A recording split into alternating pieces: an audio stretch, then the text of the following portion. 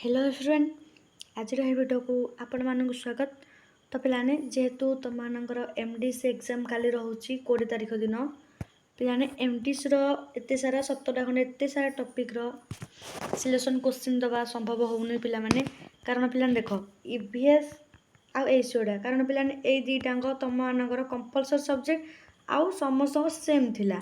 तो पाने से दुईटा सियोर सर्ट क्वेश्चन आना जा पारुला। तो पाने जेहेतु एमडीसी एत सारा तुम टॉपिक तुम एत सारा तो सियोर सर्ट क्वेश्चन दे होनी पाने जी संभव हो मो द्वारा करुच्ची। बाकी तुम सपोर्ट बहुत दरकार कारण आम चैनल को अधिक अधिक मात्रा पाने शेयर आउ सब्सक्राइब कर पाने टेलीग्राम चैनल पीडीएफ पाइबापी जॉइन हो जाओ कारण MDC human rights sure shot question दि जाता। तो अधिकांश एमडीसी भी मुझे अपलोड कर देछि प्लेलिस्ट जाइए तुम चेक कर तार बाहर गोटे भी क्वेश्चन पे आसोनी किंतु तुम कॉन्सेप्ट क्लियर है कि पिला माने कीवर्ड्स को फॉलो करो एतिकी तुम पिलाने भाव एतिकी पढ़ पिलाने एतिकी पढ़ी जाऊँ आंसर दक एग्जाम से आंसर लिख और आउ किसी लिखे दरकार ना पिला माने।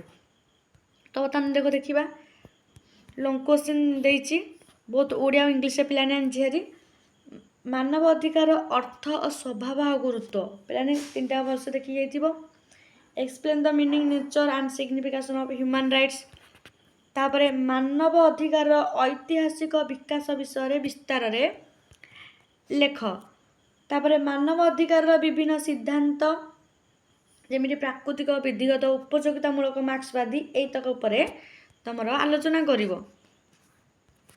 प्लाने जो लॉन्ग क्वेश्चन देछि बहुत 5 आउ 8 मार्क मानव अधिकार सार्वजनीनता और सांप्रदायिक विविधता मध्य संपर्क विवेचना कर तापरे मानव अधिकार सार्वभौम घोषणा विषय विस्तार लेख।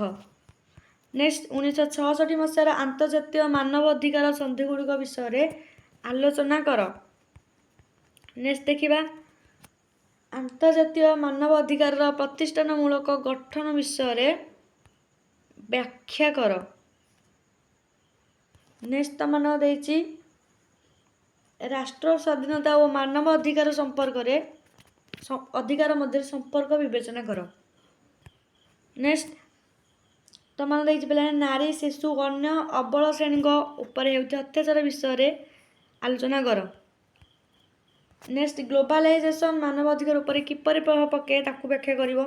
परिवेश और मानव अधिकार मध्य संपर्क कौन तापर तुम जोड़ा रिफ्यूज क्राइसिस माइग्रेशन आ बॉन्डेड लेबर इश्यूज तापर लिख पाने ये 3टा एमती 3टा न आसिक गोटे गोटे जदि आसी तुम से लिखिपार कीवर्ड को फॉलो कर पाने यही आंसर जो अच्छे तुम से पढ़ पाने किसी भी आंसर छाड़बनी आसु न आसु लिखिक आस पेज फिलअप करके आस।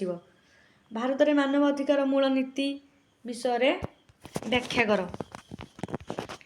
नेक्स्ट देखा भारत में मानव अधिकार संवैधानिक व्यवस्था विषय आलोचना कर। नेक्स्ट भारत में मानव अधिकार आंदोलन और एनजीओ मानक भूमिका विषय लिख। तो पिलाने तुम ये 15टा खंडे लॉन्ग क्वेश्चन बस ताकू थरोली प्रैक्टिस करना पिलाने भलरे ये भर तुम बहुत 5 आउ 8 मार्क कवर हो कॉन्सेप्ट को पिलाने क्लियर हम। देख पिलाने 2 मार्क देख मानव अधिकार कौन रही मानव अधिकार स्वभाव प्राकृतिक अधिकार सिद्धांत विधिगत सिद्धांत है पिला माने। तो पिलाने एते पढ़िया को तुम टाइम लॉस कराया चाहूनी मुझे धीरे धीरे स्क्रॉल डाउन करुच्ची।